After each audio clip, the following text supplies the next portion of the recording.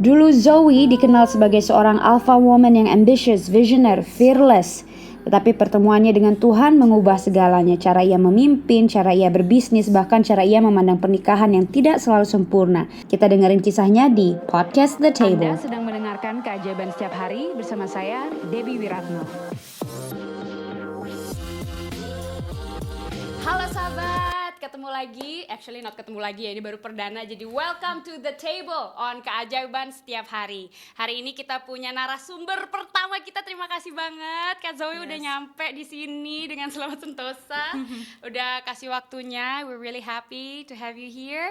And we're gonna talk a little bit about marriage ya, tentang pernikahan. Betul. Tapi pertama-tama kita perkenalan dulu.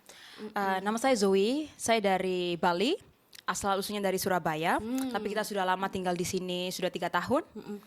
Background saya sebenarnya kita kerja di real estate, saya kerja di real estate, tapi sekarang saya jadi part-time minister juga. Oh, Ya. oke. Dari awal emang sudah real estate? Iya, Dari- awal dari pindah ke Bali sih, awalnya kerja di personal assistant, kemudian lama-lama menjalar ke real estate. Udah berapa lama di Bali, Kak? Udah 3 tahun ini. Iya. Oke. Nah, aku tadi sempat ngobrol-ngobrol kan. Iya. Awalnya tuh backgroundnya sebenarnya you were not a Christian. Yeah, I would say that I was not fully Christian. Okay. My family born in Catholic, jadi Oh, lahirnya I see. Katolik. Okay. Tapi I was not into believing. I didn't even believe that Jesus was the Lord. Yeah. Terus It was gimana kinda- tuh ceritanya, yeah. Kak? Kok bisa tiba-tiba login? Jadi awalnya memang nggak dekat dengan Tuhan ya, hanya aku tahu Tuhan itu ada, begitu saja. Jadi hidup aku dulu sangat lost, and I was living in the wilderness, not knowing what my identity is, nggak tahu siapa identitas aku dan siapa Tuhanku. Aku hanya percaya bahwa Tuhan itu ada dan bagaimanapun caranya Tuhan tahu gitu. But I wasn't declaring that Jesus was my Lord. Iya. Ya, until the time, jadi kayak masa pertobatan awal-awal itu sekitar 6 tahun yang lalu. Itu oke. masa ketika aku punya anak. Ya, anakku umur 6 tahun. Ya. Jadi waktu itu lagi di suatu tempat, I think it was in Melbourne or in Australia somewhere. Jadi aku merasa sangat depresi karena everything seems like meaningless. I travel the world, like aku travel maybe almost like 15 country to 20, but at the very young. So everything that feels in my life is earlier, comes so early. Jadi hidupku tuh cepet banget rasanya. Umur segini udah gini dan sampai di usia 20 tahun setelah traveling dan lain sebagainya, I feel like I got what I want, but everything was meaningless. Jadi aku tuh at that time it was like masa pertobatan di mana aku nggak kenal Tuhan. Jadi I think I was like drunk ya di malam tahun baru. Aku bilang, Tuhan, give me the reason to live again, and tell me that you are real. Dan saat itu aku baru menyadari bahwa ketika aku pulang dari Australia, that was when I conceived my child. I was surprised karena wow, it was that fast when he answered. Dan saat itu aku merasa sangat my life was upside down. From someone yang lari ke sana ke sini and very active doing things around at once, dan tiba-tiba akan melahirkan seorang anak dan akan menjadi ibu. And at that time, because I was not knowing God, I live what I want to live. You know, I got my first child out of wedlock. So kita belum menikah saat itu, dan aku punya anak, dan saat itu the father didn't want it. Jadi bapaknya anak aku tidak mau, dan dia berkata kalau you can have it your own.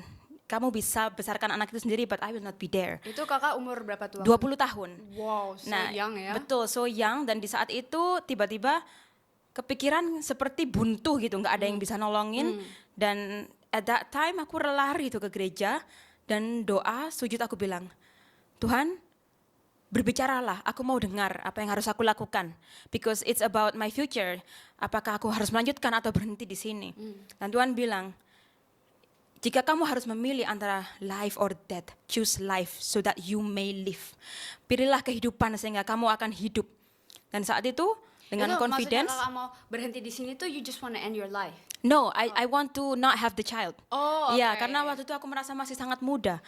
Tapi Tuhan bicara, choose life, pilihlah kehidupan. Jadi ya aku pulang memberanikan diri dengan pedenya. Memang karakterku dari muda fearless, jadi kayak berani aja gitu, confidence. Aku bilang ke orang tua, I'm gonna have this child.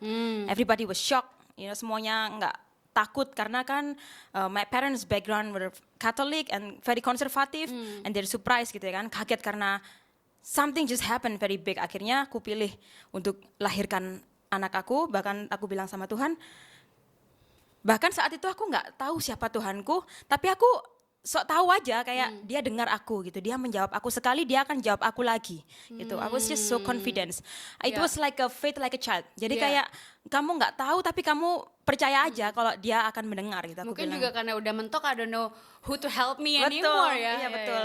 Dan akhirnya oke, Tuhan menjawab, aku akan beri kamu cara how you will have your child. Kayak gitu ya, dan Tuhan akan bicara, Tuhan akan jawab. Dan saat itu semuanya tidak bisa terima dalam sekeluarga, tapi pada akhirnya setelah mereka berdoa dan meminta penerangan dari Tuhan, He gave us wisdom. Waktu aku masih muda, aku nggak mau nikah, aku nggak mau punya anak. I wanna be like the free auntie, you know, kayak yang sibuk traveling. Kakakku yang sudah menikah 10 tahun at that time, dia belum dikaruniai anak. Bahkan di hari yang sama ketika aku melahirkan anakku, kakakku harus mendapatkan operasi endometriosis. Dibilang kalau dia nggak bisa punya anak kecuali bayi tabung. Akhirnya biarkan anaknya lahir, tetapi nanti itu anak akan diakui oleh kakakmu. Seperti itu, jadi itu anak dia. Jadi kamu akan bebas menjadi seperti orang yang belum pernah punya anak. Seperti itu, jadi nobody will know. Tapi setelah berbulan-bulan, that feeling arise, aduh itu seperti kayak maternal love, jadi kasih ibu yang ada di dalam hatiku. Tiba-tiba aku kok mulai sayang ya sama anak ini. Terus ketika dia lahir, he is my child. Aku bilang bahwa ini adalah anakku, apapun yang terjadi, penyertaan Tuhan pasti ada dalam aku. Itulah titik awal dari pertobatan. Tentu dalam masa itu masih ada on off, bahkan waktu itu aku masih belum menerima untuk dibaptis.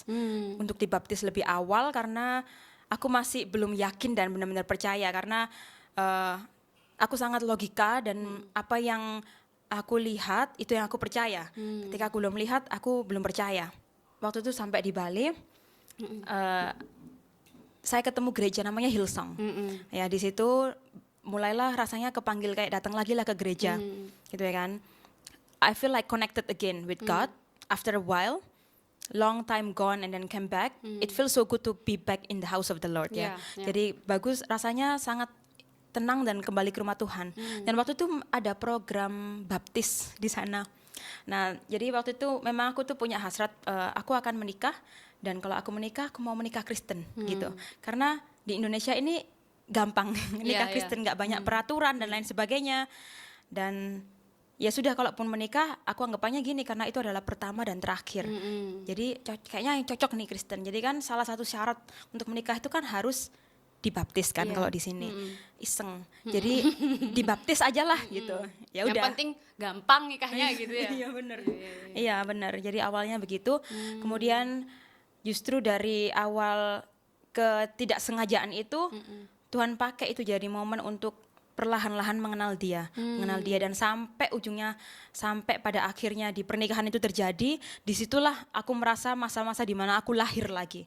Jadi aku dibaptis pada saat itu 3 tahun yang lalu, tapi aku baru merasakan dibaptis oleh Roh Kudus sendiri itu di akhir tahun kemarin, ketika benar-benar surrender everything. That's why you're on fire ya. Betul. Apa beda paling besar Kak waktu sebelum dibaptis sama setelah dibaptis kehidupanmu? Cara aku melihat dunia, cara merespon dan cara bertindak, bahkan berpikir pun semuanya Tuhan ubah. Ya, jadi di Alkitab kan dikatakan be transformed by the renewal of your mind, ya kan. Jadi melalui perubahan itu Roh Kudus yang bekerja, segala sesuatunya berubah. Dan yang paling signifikan adalah aku I have no longer desire of the world. Jadi udah nggak menginginkan banyak hal-hal yang duniawi. Lebih ke keinginan apa yang Tuhan mau, aku mau, seperti itu. Dan itu yang membuat sangat berbeda. Tiap orang yang mengatakan bahwa dirinya adalah Kristen, Christian is not about religion but it's relationship. It's not about being Christian, but it's about to be Christ-like. Ya, untuk menjadi seperti Kristus, bukan hanya menjadi Kristen. Gitu ya. Jadi maunya, God, what do you want me to do today? Gitu. I want to do what's in your heart. Give me what's in your heart, in my heart. Gitu Iya, betul. Wow, amazing. Kalau cerita kakak tiba-tiba dibaptis Roh Kudus gimana tuh Kak? kamu akan dibaptis oleh air, gitu ya kan. Tetapi yang akan tetapi akan ada satu personality yang akan membaptismu lebih dalam Ya, dengan api. Dan itu aku benar-benar merasakan seperti terbakar. That the Holy Ghost, benar. Nanti ayatnya kita taruh di sini. Iya. Iya. Iya, ada ayatnya. And you cannot contain it ya. Usually I it's cannot like contain it. Bener. kayak overwhelmed gitu kan. Overwhelmed, tiba-tiba dari mulutku berkeluarlah bahasa yang aku nggak pernah tahu itu apa, tapi aku pernah mendengarkan itu. Aku pikir ketika aku dulu nggak percaya dengan bahasa roh, aku pikir orang-orang yang berbahasa roh itu membuat-buat atau apa. Tetapi ketika Roh Kudus itu datang, dia berkata bahwa aku akan memberikanmu tanda bahwa aku telah mendapatkan jiwamu, and you will speak in tongues. Jadi saat itu mulailah aku berkata-kata, bahkan sampai aku bernubuat dan aku nggak ngerti apa yang aku katakan panjang lebar itu seperti sebuah nubuat. Dan itu aku merasa sangat overwhelmed dan sangat panas. Ya, itu masa di mana Roh Kudus benar-benar mengambil seluruh jiwa raga. Tapi ada satu hal yang kadang orang bertanya, kok bisa ya kamu dibaptis oleh Roh Kudus? Kok aku nggak merasakan seperti itu, ya kan? Karena orang banyak. Kalau yang saya alami sih, pertama kamu harus lapar dan haus. Kamu harus haus dan lapar, ya. And you have to be intentional dan menginginkan itu, ada hasrat bahwa ambillah gitu. Dan yang penting lagi juga surrenderance, harus menyerahkan diri sepenuhnya untuk kehendak Tuhan yang terjadi. Karena ketika kita menggunakan kemampuan diri kita sendiri, the Holy Spirit will just see you. Roh Kudus hanya akan melihatmu, tapi ketika kamu menyerahkan dirimu, surrender, dia yang akan mengambil alih. Yeah. Jadi itu yang saya rasakan. I think water baptism itu able to change our life gitu, kayak the Yes, course of betul. our life. Tapi Holy Spirit waktu baptize us itu able to accelerate, ya nggak? Our Bener. growth, ya kan? Iya. Kayak bertumbuhnya tuh cepet aja Rapid, gitu. iya, betul. Because like every day Holy Spirit work in us, kasih kita wisdom and we just grow. Nah, kita pengen masuk ke topik pernikahan nih. Gimana ceritanya kok bisa ketemu sama suami yang sekarang? Iya. Jadi karena saya kerja di real estate, jadi saat itu ada sebuah momen yang tak terduga. It was surprising the way how I met my husband, karena aku nggak berharap. Jadi memang ada momen di mana di hidupku itu aku berdoa meminta Tuhan untuk pasangan hidup. Tuhan, aku minta pasangan hidup, dan waktu itu aku lagi di Israel kalau nggak salah. Aku berdoa di tembok ratapan, Tuhan kiranya Engkau berkenan beri aku pasangan hidup. Tapi jika itu bukan kehendak-Mu ya sudah gitu. Akhirnya aku pulanglah ke Indonesia setahun kemudian, di real estate kita kerja. Nggak sengaja ada teman yang ngundang aku untuk pergi ke acara seperti kayak meeting gitu antara developer, karena saya kerja di real estate ya, agent. Dan di dalam satu table itu semuanya orang Rusia, orang Ukraine dan Rusia. Nggak ada yang bisa bahasa Inggris. Aku satu-satunya orang Indonesia yang duduk di ujung, mana lagi dengkil, coklat, hitam pendek, terus habis dari konstruksi gitu kan, terus berdebu gitu ya kan, terus orang-orang pada rapi, ya udah aku diam aja duduk. Kemudian ada orang yang melihat aku dari ujung sana, aku nggak tahu siapa, nggak kenal awalnya. Kemudian dia datang ke aku dan kenalan. Iya, dia kenalan, terus dia tanya aku 2 pertanyaan. Dia tanya yang pertama, apakah kamu sudah menikah? Terus yang kedua dia tanya, apakah kamu Kristen? Aku rasa kayak ini interview pekerjaan atau apa gitu ya. Akhirnya ya aku jawab, I'm Christian. Dan itu adalah momen dimana awal-awal kayak aku setelah pembaptisan, setelah mau masuk ke pembaptisan gitu ya, kayak lagi awal-awal percikan api gitu ya kan. Jadi ya aku bilang, ya aku Kristen gitu. Aku Kristen dan aku belum menikah gitu, tapi aku sudah punya anak. Terus dia bilang, dia simpan nomor, ya udah kita mulai dari situ kita kontakan, ngobrol.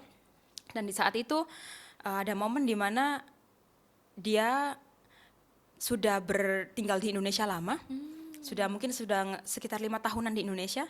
Bahkan dia sempat tinggal di Manado. Ketika aku tanya, kenapa kamu tinggal di Manado? Orang bule, orang Rusia, tinggal di Manado. Iya, karena aku mencari istri. Kenapa nyari istri di Manado? Kan kalian pasti tahu ya kenapa, karena banyak orang Kristen ya di sana. Dia bilang, tapi aku tidak menemukannya di sana. Malah dia datang di Bali. Kemudian kita bertemu panjang lebar, kita ngobrol, I think sekitar 6 bulanan, hampir segitu. Itulah menikah. But when he was in Manado itu dia nyari Christian wife. Iya. Oh, so he is a Christian. Iya, ya. Oh gitu. Jadi 6 bulan PDKT, habis itu ketemu di Bali, habis itu lope-lope di udara. Terus akhirnya menikah. Iya benar. Iya, jadi kita dikenalin oleh mutual friend. Jadi waktu itu kayak agak, waktu aku berdoa dan Tuhan apakah ini gitu ya kan. Saat itu aku dapat firman itu ketika seperti ingat kisahnya Rebeka. Ya, suaminya Ishak ya.